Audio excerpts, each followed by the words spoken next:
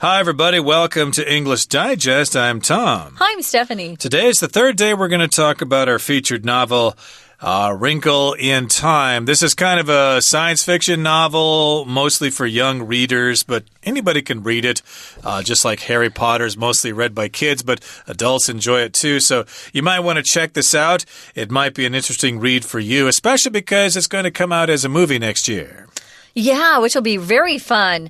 I always recommend that you read the novel first and then see the movie, which is always fun. The book, of course, will have more detail in it. You'll get to hear more of the characters' thoughts. In movies, you can't really hear people's thoughts. They have to, engage in dialogue. So read the book first and then go to the movie. And realize that when you see the movie, it's not going to be exactly what you imagined in your mind. I think our minds are pretty amazing because we can come up with a lot of very spectacular ideas and how the character looks and acts and it's just fun. Yeah, and also try to avoid saying that, the book was better than the movie. Well, of course. They only have 2 hours to put a whole novel on screen. Yeah, it's not really fair. So try to be fair. A movie is much shorter and has to deal with, visuals. Yeah. And the people can't just be talking what they're feeling, No. Then I went in there and sat down in the chair and started writing notes on a piece of paper and stuff like that. You just can't do that in a movie. No. But in any case, last time we talked about the author herself, and we talked about the fact that she likes science, although she's quite a religious person. And nowadays, sometimes it seems like you can't have one or the other. No. Albert Einstein was very religious. He believed in God. Well, these are exceptions, but nowadays, of course, you hear a lot of people saying, science that just doesn't sync with religion. For example, a lot of religious people reject global warming and stuff like that. And of course, scientists reject religious ideas. So it's kind of going back and forth nowadays. But I think Madeleine L'Engle here kind of tried to find a compromise between the two here. So that's kind of what we're going to be talking about today. So let's get to it, everybody. Let's talk about the entire length of our article by reading it first.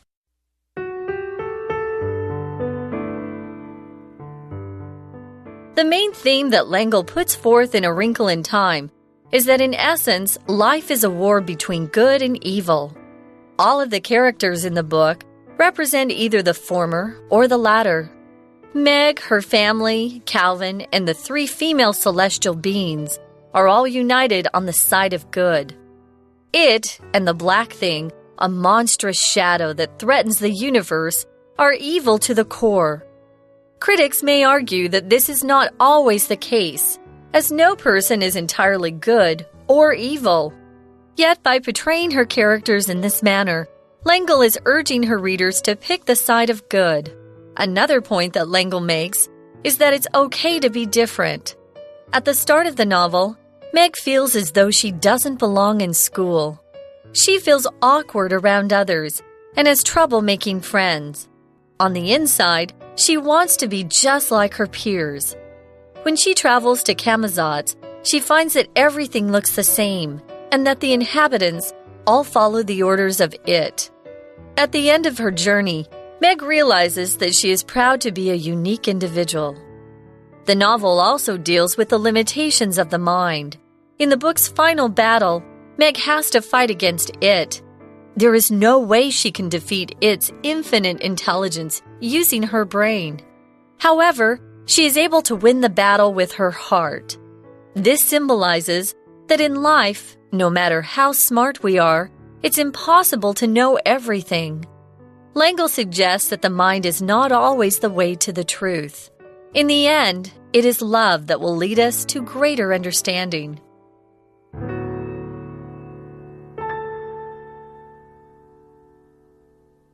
Okay, everybody, it's time to talk about some of the themes and ideas in our featured novel, Wrinkle in Time, written by Madeleine L'Engle. Now, let's take a look at the first sentence here. It says, the main theme that L'Engle puts forth in A Wrinkle in Time is that, in essence, life is a war between good and evil. So this is the main idea she's talking about.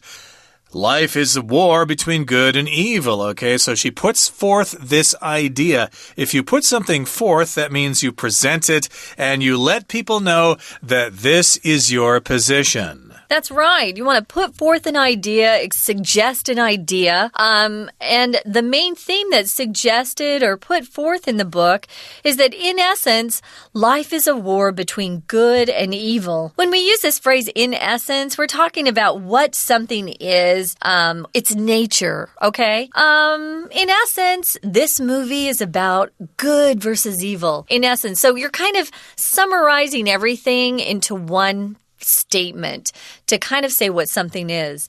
My friendship with my mother, in essence, was like best friends. So you can just summarize things by using that phrase, in essence. You tell us what something is, the quality of it. When you get rid of all the minor things, talk about the majority. Yeah. Right. Or I could say, for example, the film Apocalypse Now was, in essence, a film version of the novel Heart of Darkness by Conrad. Okay, so here, of course, A Wrinkle in Time is, in essence, life is a war between good and evil, and all of the characters in the book represent either the former or the latter. And this would kind of be in contrast to maybe the films of Hayao Miyazaki, where the characters are kind of like, well, sometimes they're bad and good at the same time. We don't really know who the villains are and who the good people are. But in Lengel's books, we know who are the good people and who are the bad people. You're the good people and you're bad. We have to destroy the evil ones. Right. And that happens a lot in children's books. In children's literature, usually you have a very distinct black and white, good versus evil. And it helps kids understand what good is and what evil is at the same time. Now, all of the characters in the book represent either good or evil. Meg, her family, Calvin, and the three celestial beings are all united on the side of good. That's the good team. So if you're talking about a celestial being, you're talking about someone who is related to heaven or the sky. So these ladies, it sounds like they might be from heaven. I don't know. Like they're angels, a trinity, angels? A holy trinity or something? Maybe angels, yeah, they're helping them. Maybe they're guardian angels of these kids. I don't know. So they are all united. If you're united, it means you're together. You work together, you think together, you support each other. You're not divided. You're not separated. You're united. The name of our country, Tom and I are from the United States. So we've got 50 different states that are all joined together as one country, united. That kind of makes it sound like it's 50 different countries all together, like the European Union or something, but that's what the USA is called, and states are all supposed to be separate, but basically we're all one country. Yeah, but all states united. have their own laws. True, but they're all very similar to the federal laws. But in any case here, yes, they're all united on the side of good. They're all together, all for one and one for all. And it and the black thing, which we didn't talk about before, but the black thing is a monstrous shadow that threatens the universe. They are evil to the core. To the core here is actually more commonly used in the phrase rotten to the core. Do you know Mr. Bedlow? Yeah, he's a bad guy. He's rotten to the core. Yeah, rotten to the core means there's no good in him at all. Yeah, that happens. So, evil to the core. Your core is the very essence of your being. The core of an apple is that middle part, right? So, the center is evil to the core. There's no good. Critics may argue that this is not always the case, which is true in life. I know we have this saying, there's no black and white, it's gray. So you kind of mix the good and the evil together. And that's true of most people. Even the most evil of the evil people out there, they had some good in them at some point, at least. So no person is entirely good or evil. That's what the critics are saying. Yet, by portraying these characters in this manner, Lengel is urging her readers to pick the side of good. You got to stand with one of the teams, good or evil. If you portray a character, it means how you describe them. An actor portrays different people by the way he acts or she acts and the things that she says or he does. You can also depict characters by describing them. She urges If you urge someone to do something, you're very determined to get them to do what you think they should do. You really press them to do something, to urge. Maybe there's no time, so you urge someone to hurry. Hey, hurry up. So you're trying to persuade somebody with a lot of determination, and you're very persistent and earnest, which means very honest about what you have to do. That's the verb, to urge, and a related word is urgent. You hear that quite often in offices. Oh, please, this is very urgent. We need this right away. We urge you to work on this first and not other things. So she basically urges us or encourages us to pick the side of good. Don't pick those bad guys, pick the good guys. Now, another point that L'Engle makes is that it's okay to be different. A lot of times, of course, we all want to be part of society. We want to belong. But here she's saying, no, it's okay to be different. If you're shy, if you're a loner, if you were an only child or something, if you prefer doing things by yourself as opposed to going with maybe 10 or 20 different people, that's okay. It's okay to be different. And at the start of the novel, Meg feels as though she doesn't belong in school. This might be reflecting L'Engle's childhood, as we said before. She was an only child, so maybe she never felt like she belonged in school. She didn't join those different little groups or different cliques of people or clubs, as you said. She just felt like she was maybe kind of a loner all to herself and stuff like that. Well, another point is to discuss this. This is an important theme for teenagers in particular because teens often feel uncomfortable, awkward, like they don't fit in. We're going to talk more about some of this, but first, guys, we're going to listen to our Chinese teacher. 大家好，欢迎收听 English Digest， 我是 Alice。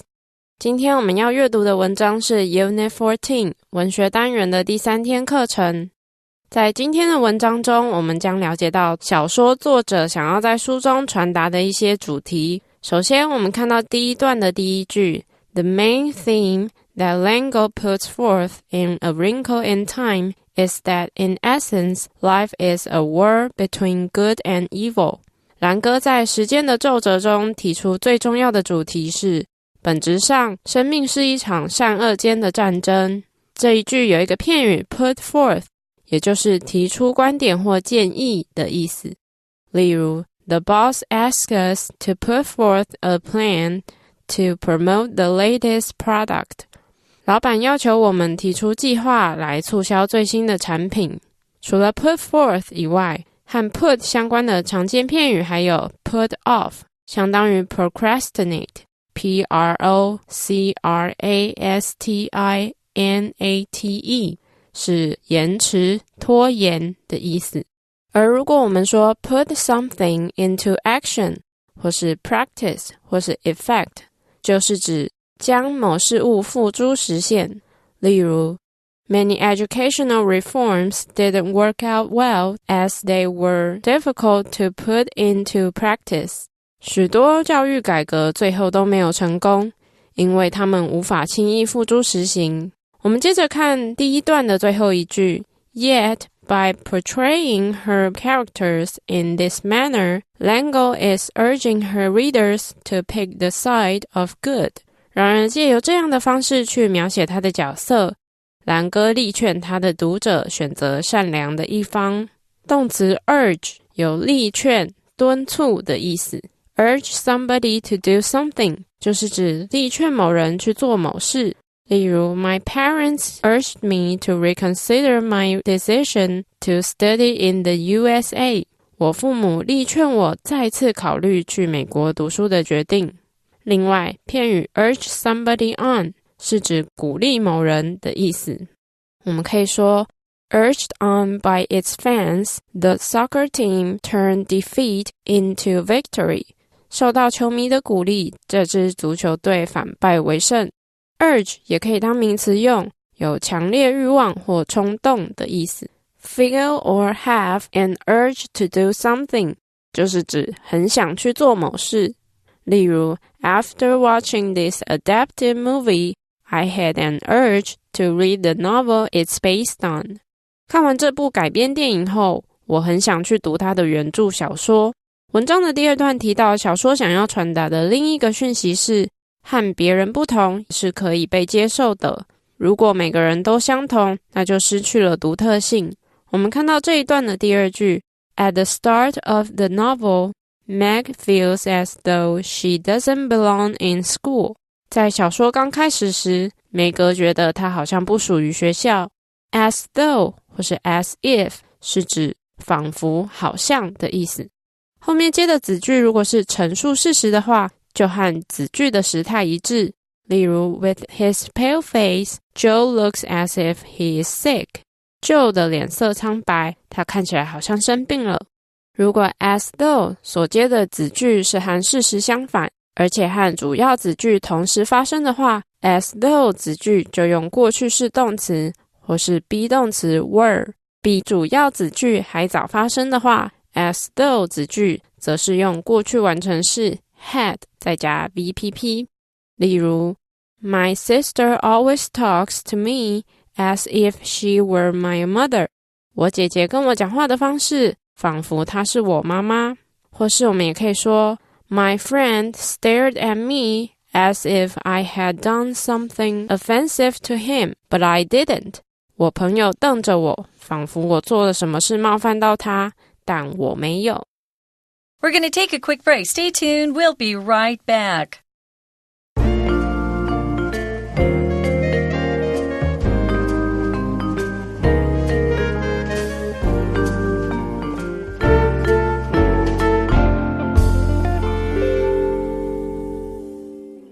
We shall now resume our lesson. Of course, we're talking about some of the ideas and themes in Lengel's novel, A Wrinkle in Time.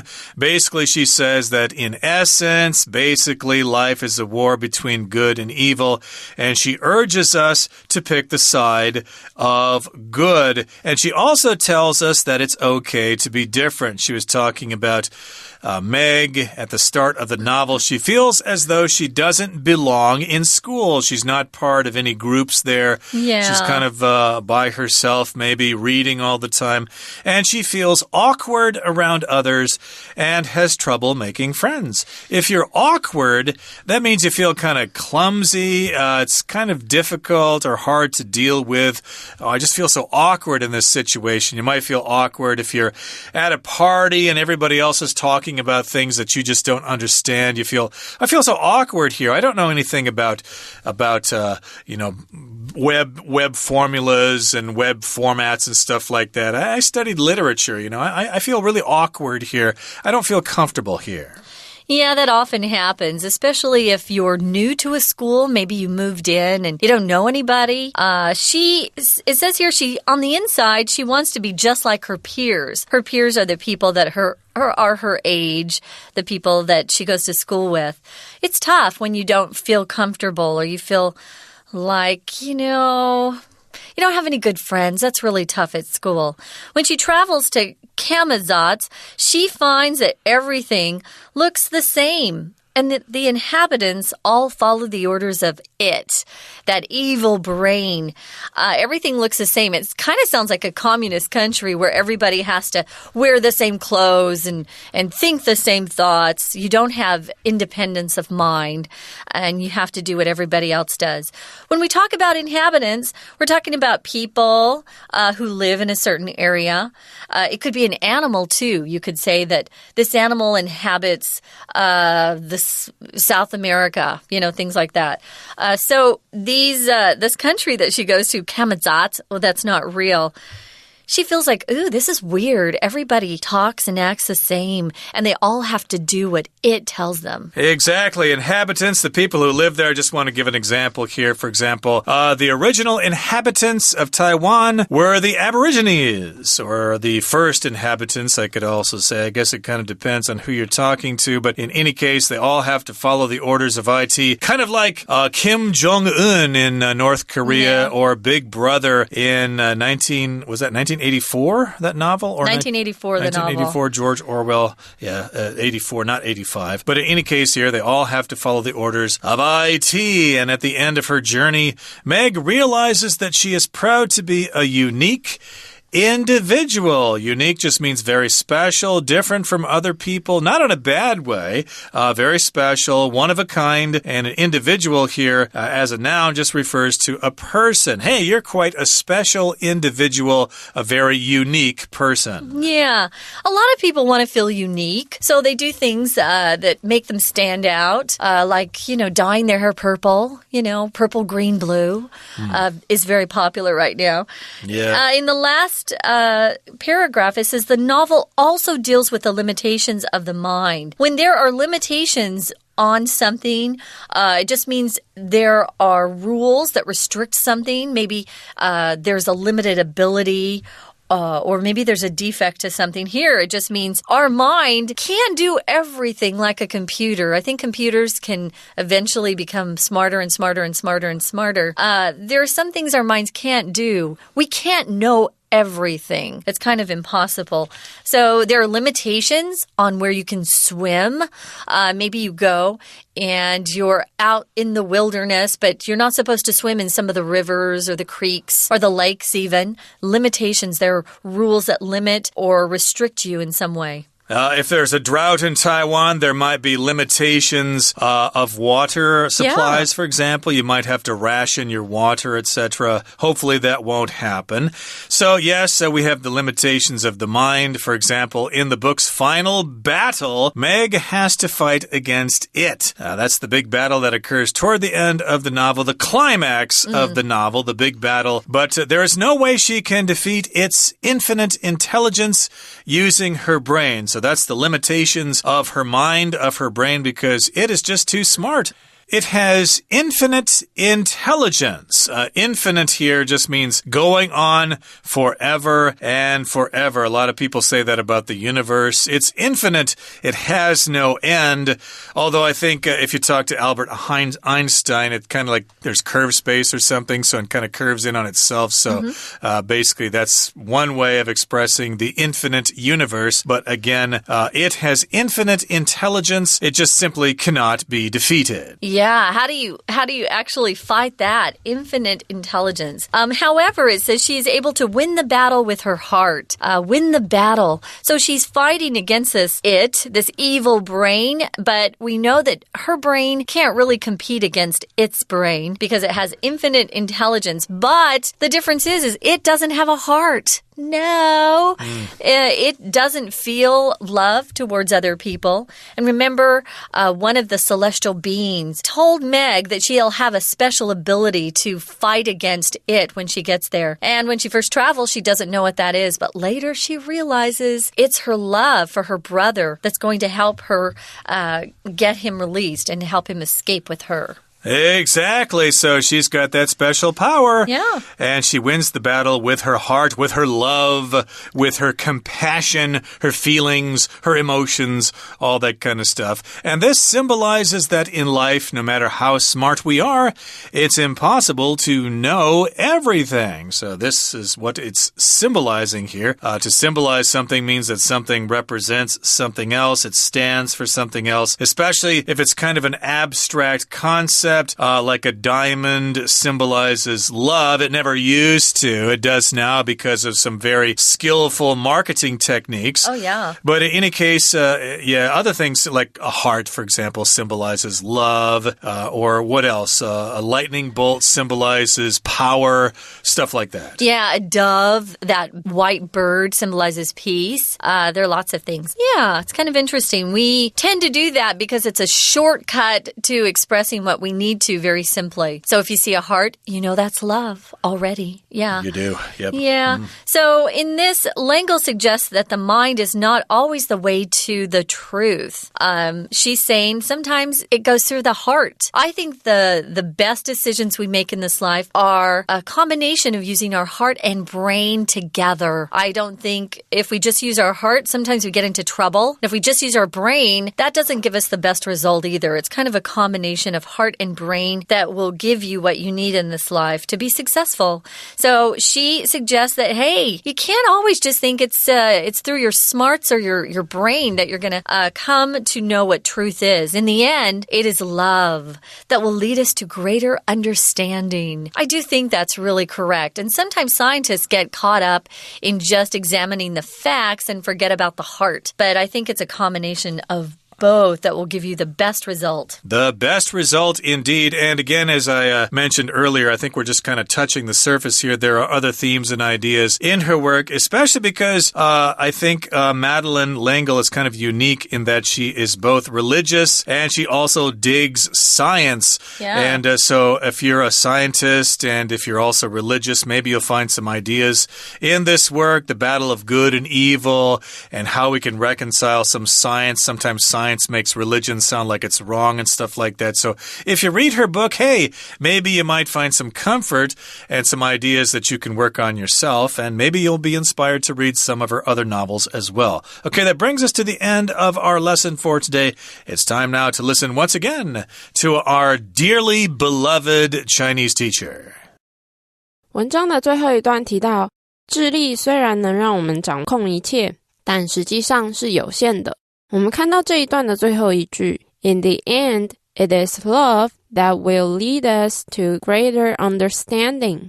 最后是爱会引导我们通往更高的理解力。本句用了强调句型 It is... that...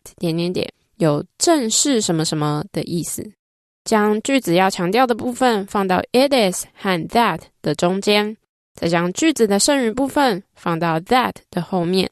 例如本来的句子是 Lisa is in charge of the project. 丽莎负责这项企划。如果要强调 Lisa 的话，就会变成 It is Lisa that is in charge of the project. 以上就是今天的课程，谢谢收听。That's it for today, everybody. Thank you for listening to our program, and please join us again for another edition of our lesson. And please enjoy reading our featured novel, A Wrinkle in Time, by Madeleine L'Engle. From all of us here at English Digest, I'm Tom. I'm Stephanie. Bye. Goodbye.